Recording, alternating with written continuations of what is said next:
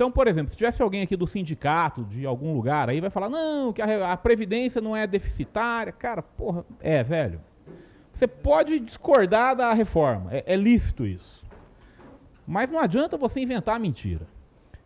Aí eles vão lá, pegam dados até 2015. Pega os dados até 2016. É público esses dados. Está aí os dados, até 2016. No regime geral, que são os trabalhadores do setor privado, 150 bi de déficit. Setor público, 77 bi de déficit. Então, em 2016, foram 227 bilhões de déficit da Previdência. Aí o cara do sindicato levanta a mão, não, mas você está fazendo a conta errada. A conta é de outra maneira. Como que é essa conta que eu estou fazendo aqui? Eu pego o que o governo arrecada, menos o que ele gasta. A diferença é o déficit. Veja, essa conta é o mais óbvio que tem. Eu vou lá e pego o que você pagou para a Previdência e tiro o que o governo está gastando. É assim que é feita essa conta. Aí o servidor fala, não, vamos olhar a Constituição. O que diz a Constituição? Aí você vai lá no artigo 194, a Seguridade Social compreende. Opa, Previdência. E aí vai no artigo 195 e diz que a Seguridade Social será financiada por toda a sociedade, de forma direta e indireta nos termos da lei, mediante recursos provenientes do orçamento da União, dos Estados. Aí eles falam, olha, meu amigo, tá vendo? Você tem que colocar, por exemplo, que a Previdência pode ser financiada por qualquer imposto sobre faturamento. Qualquer imposto sobre faturamento, COFINS, por exemplo, deveria ser usado para financiar a Previdência. É daí que vem a conta que diz que a Previdência não tem déficit. Porque ele vai lá e pega a Constituição e fala, olha, qualquer tributo sobre o empregador da empresa e a entidade a ele equiparada, sobre folha de salário, vai para a Previdência. Meu amigo, se você olha a lei, nunca vai ter déficit da Previdência. Nunca, nunca. Por que nunca vai ter déficit da Previdência? Porque na pior das hipóteses, o orçamento federal é obrigado a cobrir. Ou seja, o Tesouro. Então, por essa maneira louca de fazer conta, não tem como ter déficit. Se o Brasil gastar tudo que ele é... Se o Brasil produzir um PIB de 100 e gastar 100 com a Previdência, não tem déficit.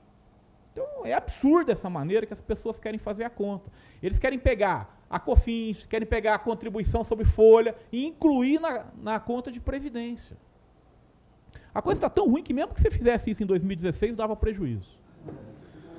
Mas o que eu quero alertar é esse aqui, ó, essa parte.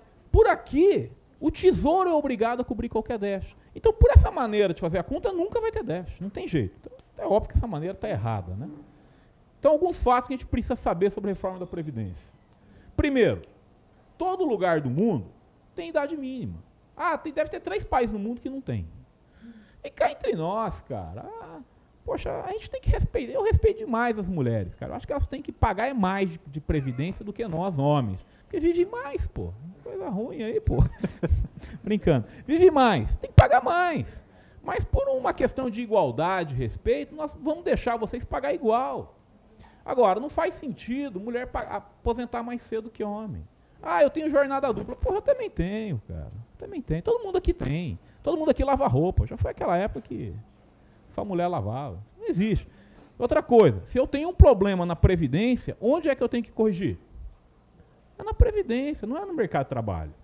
Se eu tenho um problema no mercado de trabalho, é no mercado de trabalho que eu corrijo, não é no mercado de saúde.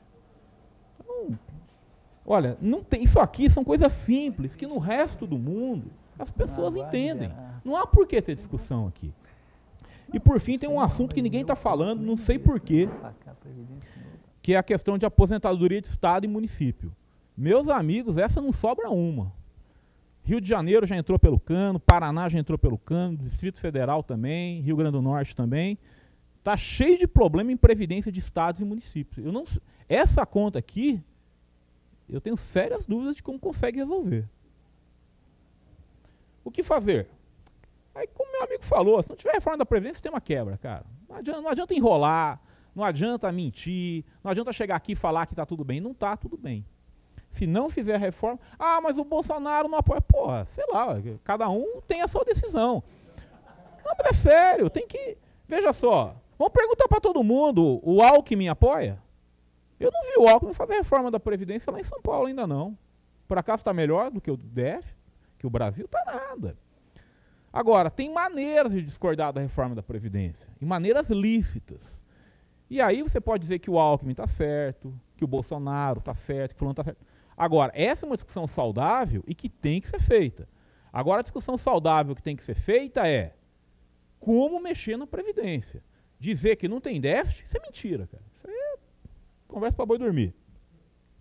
Então, temos que mexer nessas coisas aqui. Reforma. Essa aqui, ó, é o que eu acho que tem que fazer. Aí você fala, pô, Adolfo, mas é meio dura essa reforma que você está propondo. Cara, é. Mas se não for assim, não resolve. Primeira coisa, não dá para ter aposentadoria por tempo de serviço. O que é aposentadoria por tempo de serviço? Você começou a trabalhar com 18 anos, contribui por 35, se aposenta aos 53. Não dá. Não dá, cara. Ah, mas eu comecei a trabalhar com 18, eu já contribuí 35 anos. Foi, meu amigo. Não dá, esquece. Aí você fala, o pobre... Mentira. Nenhum pobre se aposenta por tempo de contribuição. Nenhum. Nenhum. Por quê? Porque todo mundo que tem baixo nível educacional dificilmente consegue contribuir 35 anos para a Previdência. Geralmente contribui 20, olha lá. Então falar que pobre vai perder aqui é mentira. Então o que eu estou trazendo para vocês são fatos. A gente não tem que ficar inventando. Tem como você ser contra a reforma. Mas você não pode ser contra uma reforma falando mentira. Então, primeira coisa, tempo de contribuição tem que ser revisto.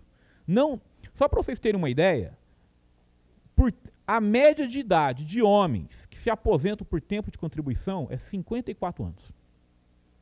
Cara, um homem que se aposenta com 54 anos, esse cara vai viver até os 80.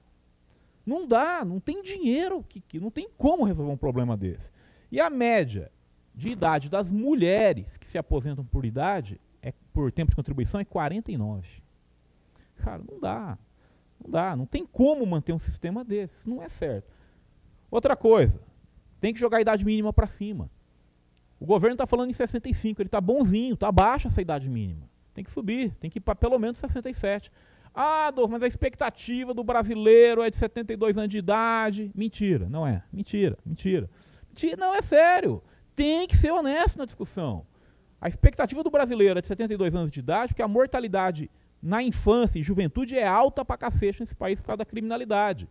Quando você faz contas de previdência, não é a idade ao nascer, não é a expectativa de vida ao nascer que conta. Quando você faz contas de previdência, o que conta é a expectativa de sobrevida quando você se aposenta. E aqui, meu amigo, se você chegar aos 65 anos, a chance é que você passe dos 80 tranquilamente. Então, sabe, esses dados têm que ser honestos. Esse debate tem que ser feito. Outra coisa, aqui, ó, isso aqui eu não ia falar não, tá gravando, é bom porque assim, eu já saio da campanha logo, né? Já resolve a parada aqui.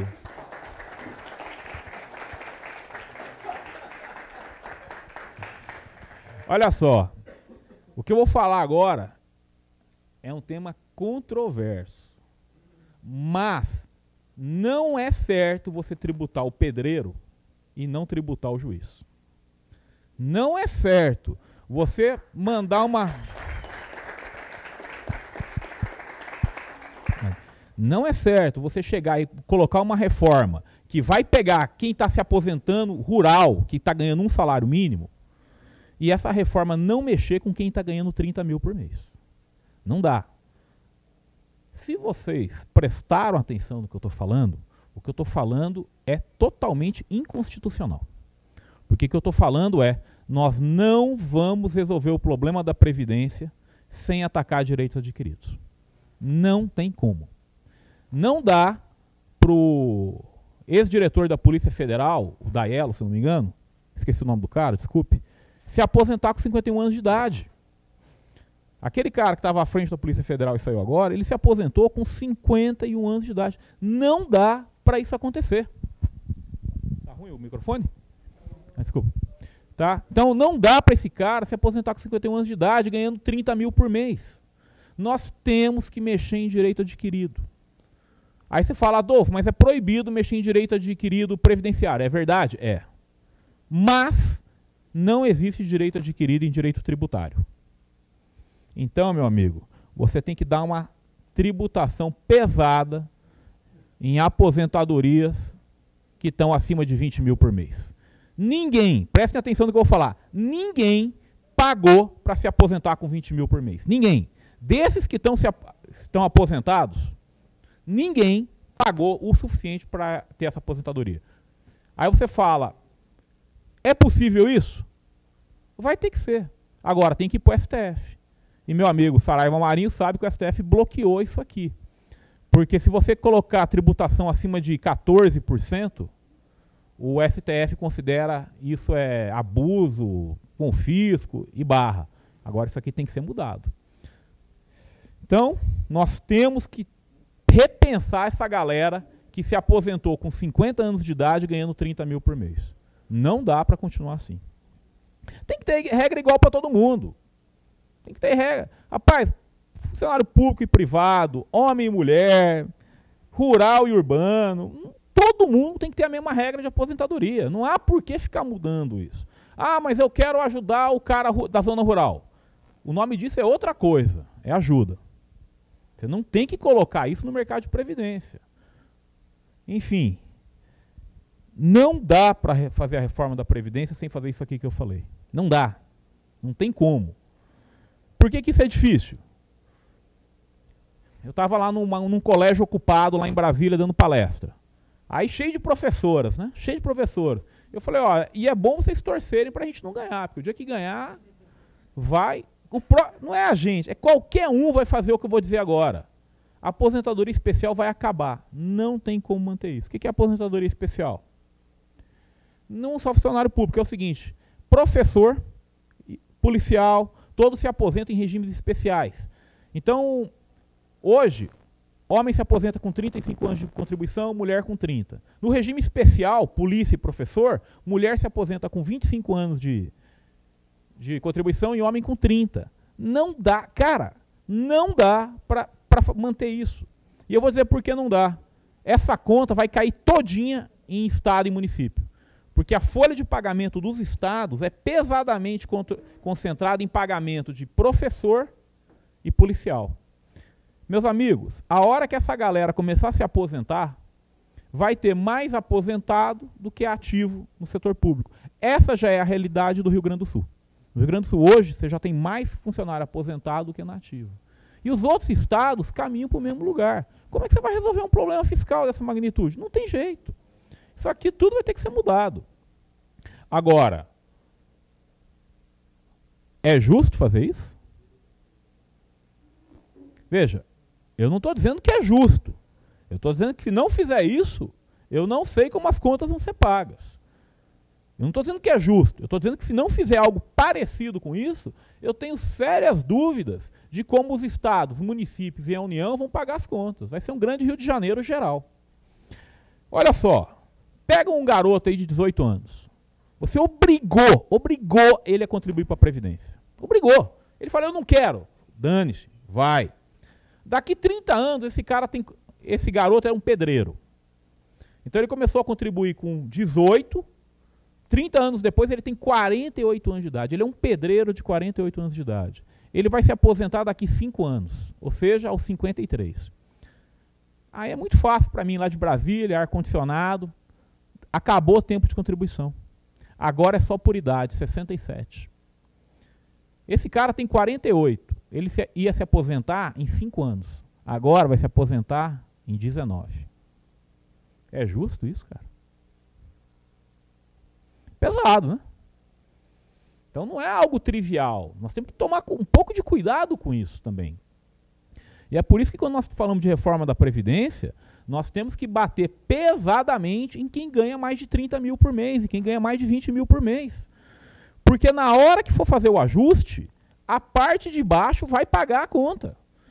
E se eu estou cobrando do pedreiro, é completamente imoral eu não cobrar do juiz, do procurador, de mim também, que vamos estar todo mundo se aposentando acima de 20 mil. Está errado isso. Então a reforma da Previdência é justa? Não, não é. Sendo bem franco com vocês. O governo obrigou você a assinar um contrato. Você disse que não queria, ele te obrigou. E agora, unilateralmente, ele quer mudar esse contrato. E surpresa, daqui 5 anos ele vai mudar unilateralmente de novo. óbvio que isso não é justo. E os pobres? Olha, para ser honesto, o sistema atual ele tende a beneficiar pesadamente os mais ricos, tá?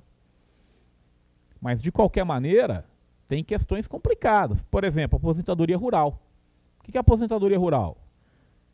Eu sugiro que vocês vão ir para uma vara especializada federal, vocês vão ver. É uma máquina de aposentadoria rural. O cara chega lá, você plantava? Plantava. O que você plantava? Feijão. Dá trabalho? Dá. Aposentado. Eu tô falando sério. Podem ir. Eu falo porque eu fiz isso. Eu fui, tá? Passei uma manhã lá vendo isso. É um escândalo? É. Só que, cara, você está falando de pessoas com 50 anos, analfabetas. Que, cara, estão acabadas, velho. O cara trabalhar na roça é pesado pra cacete. Então, assim, não é uma conta fácil isso aqui, não. Então, essa história, vamos fazer a reforma? Vamos, mas não é uma conta tão fácil. Então, existem argumentos para ir contra. E é isso que você precisa no Brasil. Usar os argumentos certos para a discussão evoluir. E não ficar mentindo em conta. Isso é ridículo. Outra coisa. Pega um policial. Bicho, policial subir no morro é perigoso pra cacete, cara. Tu vai pegar o cara que tá lá com 30 anos de serviço e falar, não, agora mais 5 para você? Você está disposto a colocar teu filho numa escola pública, com a professora já no último de estresse, ainda vai cobrar mais 5 anos. Se for professora, mais 10 anos, né? Porque você vai acabar com a aposentadoria especial para mulher, então soma 5 anos, e acaba a aposentadoria especial para professor, só mais 5. Uma mulher que ia se aposentar, que entrou no serviço público, que ia com 22 anos, ia se aposentar aos 47, agora vai se aposentar aos 57. Eu acho que é certo. Mas não é isento de custo isso. Isso não é isento de custo, isso tem que ser discutido. E para finalizar, só para o meu amigo Leandro poder meter o sarrafo em mim aí. Olha só, eu sei que a maioria aqui vai defender a mudança do sistema. Capitalização e liberdade de escolha. Pô, deixa para cada um escolhe o que quer.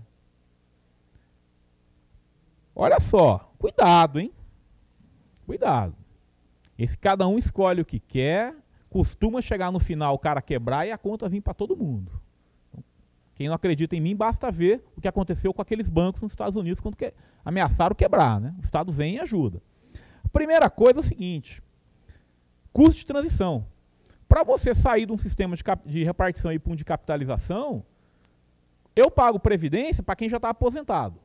Se eu mudar para capitalização, eu vou pagar a previdência para mim mesmo. E aí? Quem vai pagar quem já está aposentado? As estimativas mostram que isso passa de 100% do PIB de custo. Como é que vai rolar isso? Eu não sei não, cara. Ah, mas dá para fazer paulatinamente? Dá. Paulatinamente dá, mas vai ser assim, quem entrar agora daqui vai pagar 1/10 para ele e 9/10. Então assim, é complicado, não é tão trivial fazer o que todo mundo acha que é, vamos para capitalização. É uma boa ideia? Eu acho que é uma boa ideia. Tem várias vantagens. Mas operacionalmente falando, eu tenho sérias dúvidas que tenha dinheiro para a gente fazer isso. Mas enfim, no mundo das ideias. Outra coisa, vocês me dá um exemplo aí de uma empresa brasileira com mais de 100 anos de idade. Qual? Então, beleza. Continuem. Exatamente. Cara, não tem muito não. Você vai ver aí que é Banco do Brasil, Caixa, uma ou outra. E o resto é Flamengo, Fluminense. Então, cuidado. Fortaleza, campeão. Time grande é outra coisa, né, Rodrigo? Nós que torcemos para time grande sabemos. Aí a gente sabe os esquemas, né? Vamos lá. Agora, olha só. Já ouviram falar do Cominde? Cominde. Por que será que a maioria aqui não ouviu falar do Cominde, hein? Ou da Colmeia? Eram tudo fundo de previdência que faliram, cara. Fundo de previdência de capitalização é isso. Você vai colocar hoje o dinheiro para tirar daqui 30 anos. Rapaz, é difícil confiar que o Brasil, as empresas são tão honestas assim. Eu tenho dúvidas, honestamente tenho dúvidas. Mas vamos continuar. O que está acontecendo lá no DF, no Distrito Federal? Você tinha um fundo de previdência antigo, de repartição, e tinha um fundo de capitalização dos funcionários públicos novos. Adivinha o que aconteceu com esse dinheiro do fundo de capitalização? O que tu acha que aconteceu, gente? Pelo amor de Deus, vocês moram no Brasil. Aprovaram agora uma lei na Assembleia Legislativa que você vai usar esse dinheiro para fazer algo muito importante. Contratar mais funcionário e pagar salário. Bom, isso aconteceu já no Paraná, aconteceu já no Rio de Janeiro, no Rio Grande do Norte, no Distrito Federal, que eu sei. Cara, quando você faz capitalização, você começa a encher de dinheiro num lugar. No setor público, eu falo para vocês, os exemplos até agora são de fracasso. Aí o Funpresp, que é a nova inovação, não sei, esse aí é um pouco diferente. Mas os fundos de capitalização estaduais, todos estão falidos. Todos não, né? 90% estão falidos. Então, e outra coisa, quando um fundo, mesmo que for privado, quebrar, quem vai socorrê-lo? Você acha que o Estado vai deixar aquele fundo quebrar? Eu duvido, cara. Eu duvido que a hora que aparecer 3 velhinhos no Jornal Nacional dizendo que não tem o que comer, se o Congresso não dá uma ajuda ali. Assim, é difícil. Então, eu só queria terminar a palestra dizendo o seguinte: esse sistema que a gente critica tanto, chamado repartição, ele não é tão ruim quanto dizem, não. Ele tem várias vantagens. Uma delas é transferir produtividade da geração presente para a futura. Isso não é tão ruim. Isso é um seguro muito importante. E com certeza é solvente. Agora, a maneira como está o nosso sistema de repartição é que é extremamente ruim. Mas antes da gente jogar isso fora, vamos pensar com calma. Obrigado, gente.